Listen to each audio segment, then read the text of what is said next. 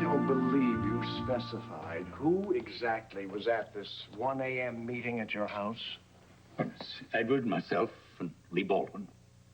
Well, just the three of you? And Frank Smith. Right. He was an investor in the airport deal. I remember your sworn statement to the police. Here it is. I didn't really know Frank Smith, but I heard he had money and was looking for a project to invest in, and I suggested Edward give him a call.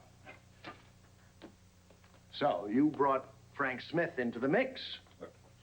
He brought himself. So were Frank Smith and Lee Baldwin both still present when you received the call from Edward saying the Bradley Ward matter had been resolved? Oh, yes. Well, what did you tell them when you hung up from the call? Nothing. But you'd all been discussing the problem an hour earlier. Or surely you told them who it was on the phone. Well, actually, no. Why not? Because I had decided to speak to Edward in person first. Something about the call disturbed me. So you were being cautious. Exactly. Understandable. Especially since you had never dealt with Frank Smith before. Well, Oh, I just read your sworn statement to that fact. Correct me if I'm wrong. It's pretty much correct. It's a complete lie.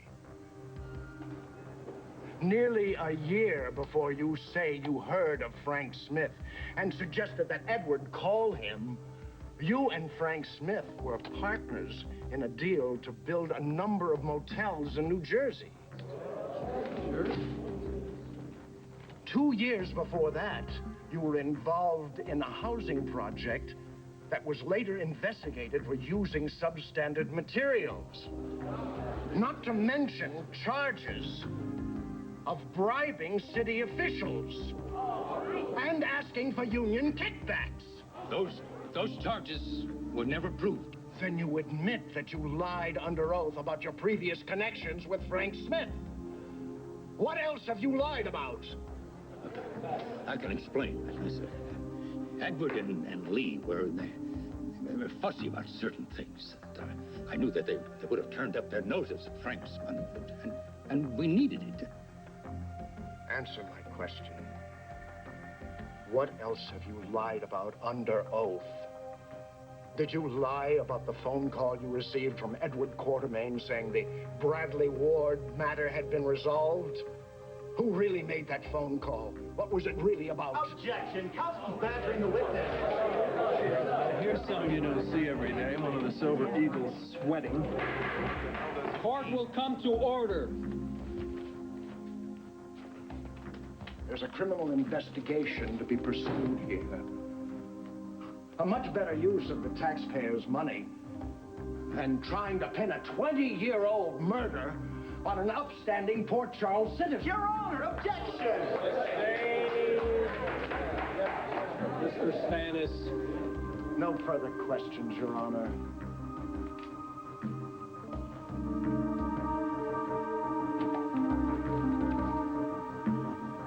Considering the hour and recess for the jury is instructed not to discuss the case. Court is adjourned. All rise.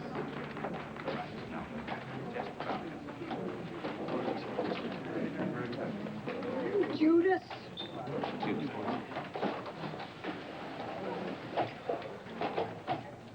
Mary Mae, leave us alone. Justice. Justice.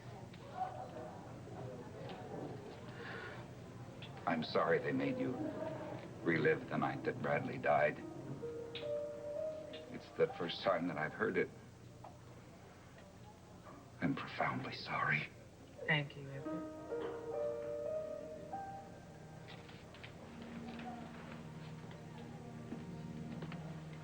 A remarkably brave woman.